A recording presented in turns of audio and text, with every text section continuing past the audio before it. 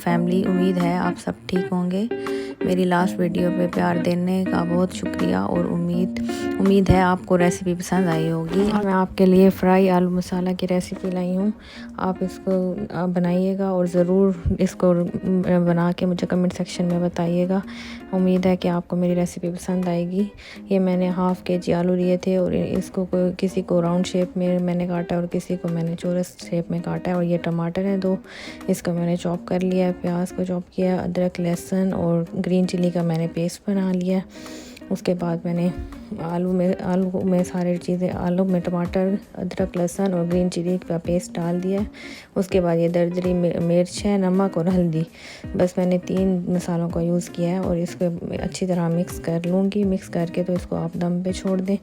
जब आप देखें कि अच्छी तरह गल गया तो इसमें ग्रीन चिलीज़ ऐड कर दूँगी, साबित ग्रीन चिलीज़ ऐड करके। और थोड़ी सी कसूरी मेथी मैंने डाली थी और कटी हुई मिर्च और धनिया, और ऐसे मैं इसको गार्निश करूँगी। बहुत ही इजी तरीका है। जब आपके पास कुछ ना हो नाश्ते में खाने के लिए और जैसे आलू मौजूद हो तो आप ऐसे बना के तो कर सकते हैं। सिर्फ 5 से 10 मिनट लगेंगे। तो आप मेरी रेसिपी को ज़रूर फॉलो किया करें। Till then take care and